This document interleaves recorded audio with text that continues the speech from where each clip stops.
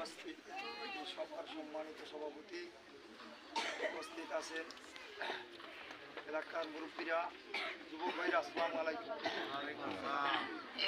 কোনো সময় দিই না, পারি না আর কি, যেটু পারি এটাই করি।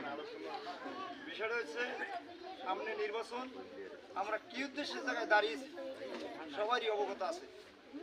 বিষয়টা হচ্ছে আমরা অনেক সময় দেখছি, ওই যে দেলোয়ার মেরে ভোট দিয়ে দেখছি, আমরা দেলোয়ার মেরে ভোট দিছি, কোনো উপকারে আমাকে আসে নাই।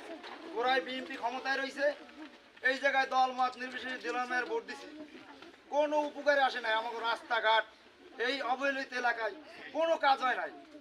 তাই আপনারা সবাই জানেন, সবাই অবগত আছে, মোবাইল চালান, সবাই ফেসবুক চালান, সবাই জানেন যে আল্লাহর রহমতে বিএনপি ক্ষমতায় যাইবে, এটা সবাই বোঝা যায়, এটা বোঝা যায়। কিন্তু আমরা সবাই মিলে যদি নজরুল মোল্লার ভোট না দিই, এর চেয়ে আর পুরা কপালিয়া এই দেশে আর থাকতে পারে না।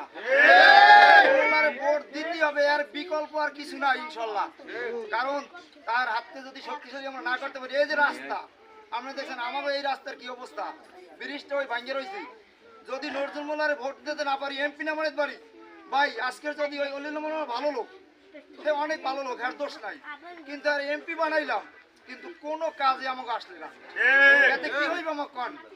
কিন্তু আমাকে নজরুল মোল্লার বিকল্প কিছু নাই, নজরুল মোল্লারে ভোট দিতে হবে ইনশাআল্লাহ। ভোট দেব কিসে? ধানের শীষে। ভোট দেব কিসে? ধানের শীষে। নজরুল মোল্লার সালাম দিন, ধানের শীষে ভোট দিন, ধানের